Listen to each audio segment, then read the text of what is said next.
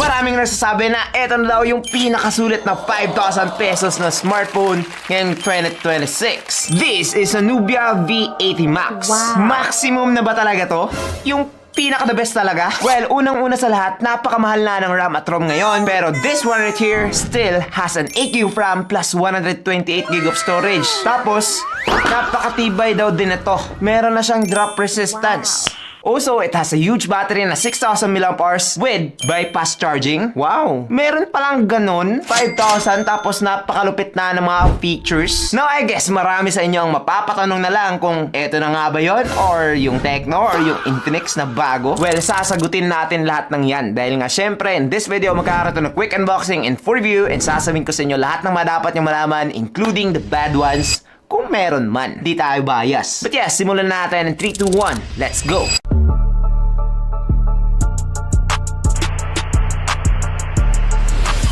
Yo, what's up guys? I'm JP and this is JTeen TV. Now, of course, meron tayong January plus February giveaway. Kaya naman, kung gusto nyo itong ipa-giveaway, just comment down below. Now, as you can see, typical box lang ng Nubia. Ngayon, tingnan naman natin yung loob.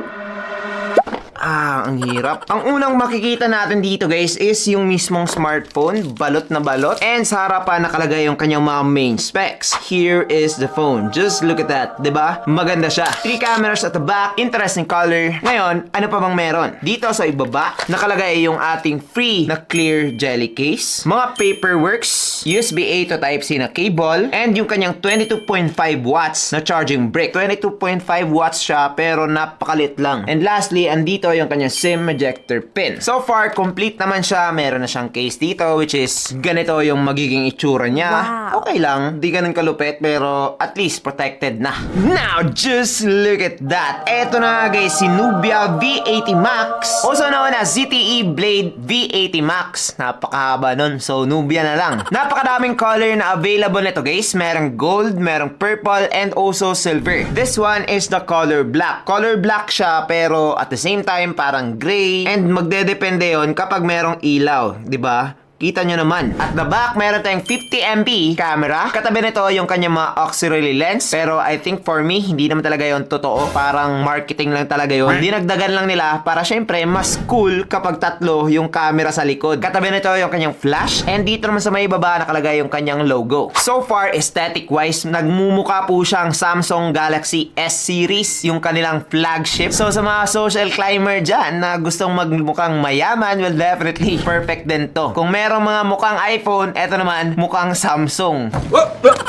Now, when it comes to its weight naman, this one is 190 grams only. So, magaan po siya. For me, kapag malayuan, aakalain mo na parang glass yung kanya likod. But when it comes to its build quality, this one has all plastic body. So, plastic back, plastic frame, and glass front. Yung nagustuhan ko about this phone, guys, is that certified na po to na pwede siyang madrop. So, meron siyang all sides protection. So, kahit na anumang side mo siyang madrop, like, eto talagang apat yung pinakadelikadong side kapag madadrop mo yung mga phone mo. But this one right here, matibay po talaga siya. Maandar pa naman. Kinabahan ako dun.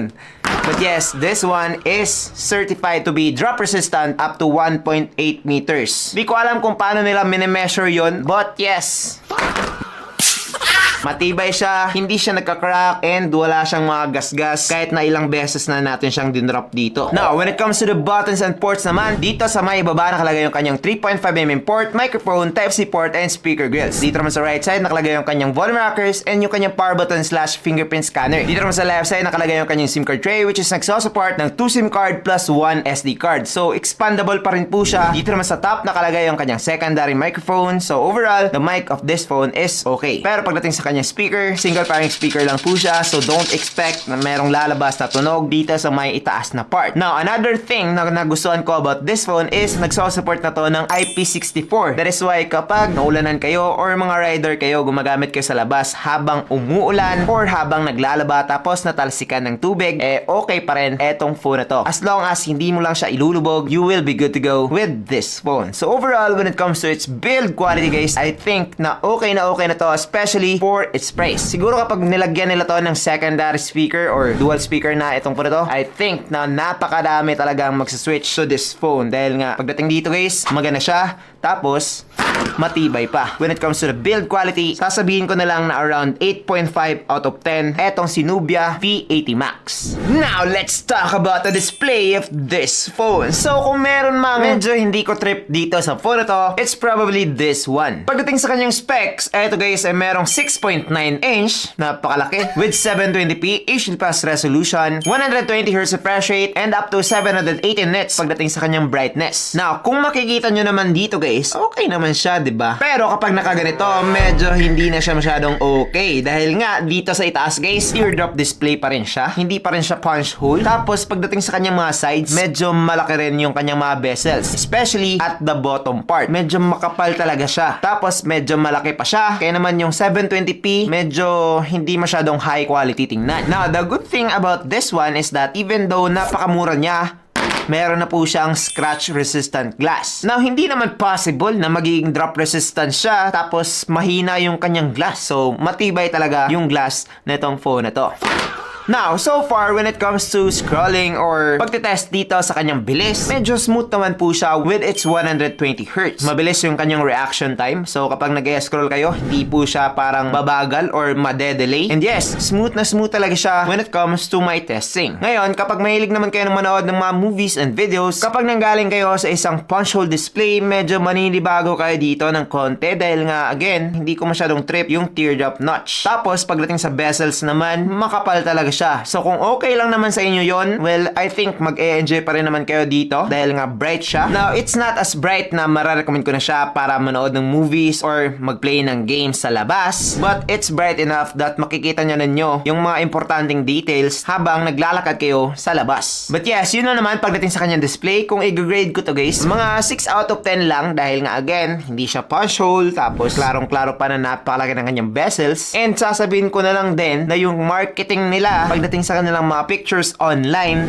napaka-thin lang ng bezels ng phone doon. So, nakakapang-uto in some sense. Now, let's talk about the performance or the processor of this device. So, unang-una guys, ito ay nag-run na ng Android 16. Ngayon, when it comes to its processor naman, this one has the Unisoc T7250 12nm processor with octa-core CPU up to 1.8 GHz and Mali GT7 MP1 naman pagdating sa kanyang GPU. Now, this one is the same processor na ginamit sa Tecno Spark Go 3. So basically, kung ano man yung magiging experience nyo sa Tecno Spark Go 3 when it comes to gaming or performance, same lang po yung makukuha nyo with this phone. Ngayon, tinest ko to sa Antutu benchmark and nakakuha na siya ng 385,000. Pero yes, this one is kinda weak. Sana mga 400k pataas na to. But yes, hindi siya umabot doon dito sa aking test. Pero naglaro naman ako dito ng mga games. Una-una dito sa Mobile Legends, eto guys, ay meron ng Ultra Graphics with super frame rate. Kung makikita naman ninyo, okay naman yung test ko dito sa Mobile Legends. Playable na po siya. So, kung Mobile Legends lang naman yung laruin mo or yun lang talaga yung main game mo sa inyong mga phone, well, definitely, okay na kayo dito kay Nubia V80 Max. Ngayon, sa Hawk naman, this one has Ultra Graphics with high FPS. And so far, ganun pa rin naman yung na-experience ko sa Mobile Legends. Smooth pa rin siya, playable, and I think na mag-e-enjoy na kayo using this phone. Ngayon, sa Call of Duty naman, this one has medium graphics with up to max frame rate. Medyo nakakatawa pero nakapaglaro naman ako using this settings. Okay siya, meron lang mga lags paminsan-minsan or frame drops especially kapag uminit na siya. But so far, kapag control naman yung temperature ninyo like nasa aircon or nasa harap ng electric fan or meron kayong fan cooler, I think na capable naman etong si Nubia V80 Max in playing Call of Duty, Mobile Legends, and Hawk. Ngayon, kapag mas mababa pa dyan yung mga games na laruin mo, katulad na lamang ng Black Blast, wala na yung problema using this phone. Ngayon, if you're thinking of giving this phone sa inyong mga nakakabatang kapatid or sa inyong mga mama at papa na hindi na masyadong naglalaro ng mga games, I think guys, okay na to. Kung PS ko rin ako dito guys, mga 8 out of 10 siguro dahil nga 5,000 pesos na siya. Siguro kapag 4,000 pesos to, mga 9.5 out of 10 na sana. Depende na sa voucher nyo yun.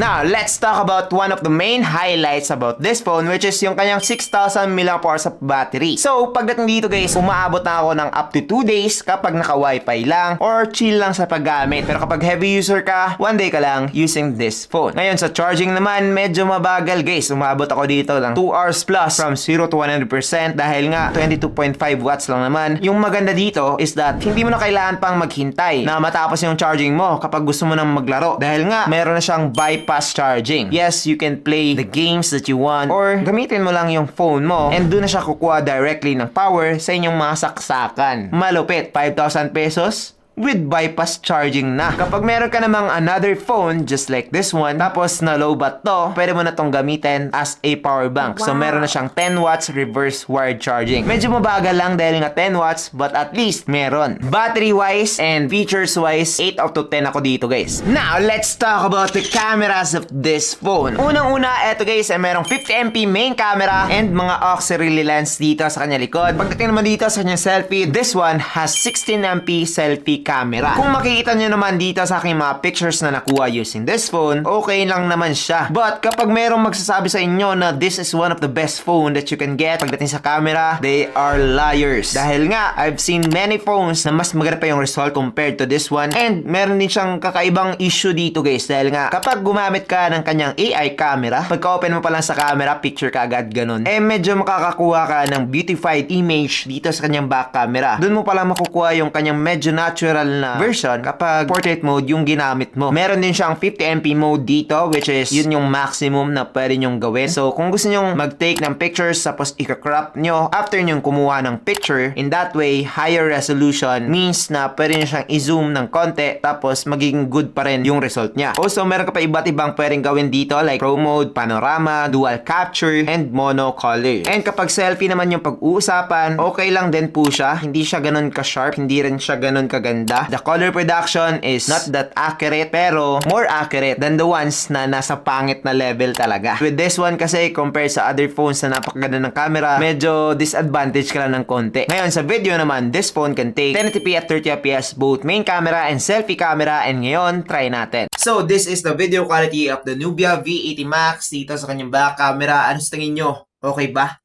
Comment down below. Ngayon try naman natin yung kanyang selfie.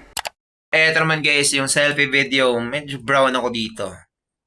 But yes, comment down below kung ano sa tingin nyo. Now, pagdating sa kanyang audio, I think okay lang siya. Hindi siya ganun kalinaw, hindi rin siya ganun kaganda. Pagdating naman sa kanyang clarity, or sabihin na lang natin quality or ganda, medyo hindi po siya ganun kaganda. So, kung nagbabala ka na mag-vlog, tapos tingin mo, eto na talaga yung answer ni Lord sa inyo, well, definitely, hindi po ganun. So, overall, the video quality, hindi ko siya i-recommend para sa inyo. All in all, when it comes to the camera of this phone, this is not impressive at all. So, camera-wise, mga 6 out of 10 lang para sa akin etong phone na to. Well, kung hindi ka naman talaga palakuha ng picture, hindi mo naman talaga ino-open yung camera, well, definitely, okay na to. Maganda yung kanyang performance, okay yung kanyang build quality, and also, malaki na yung kanyang RAM. So, when it comes to multitasking and doing things na kailangan natin gawin, like yung mga usual lang, tapos a bit of gaming, mararecommend ko na to. Especially, malaki yung kanyang battery, tapos bypass charging pa. Pero, kapag camera talaga yung hanap mo, gusto mo yung maganda, natural, sharp, well, definitely, do not buy this phone. Sa 5K price range guys, I think marami pang mas magandang i-recommend para sa inyo like the Tecno Spark 40C, Tecno Spark Go 2, Infinix Smart 10. Mas okay yon para sa akin compared to this phone. So I guess yun na naman for this video. Now, kung gusto mo pang makamura dito kay Nubia V80 Max, maglalayo ng link ng Shopee dyan sa description box or nasa basket.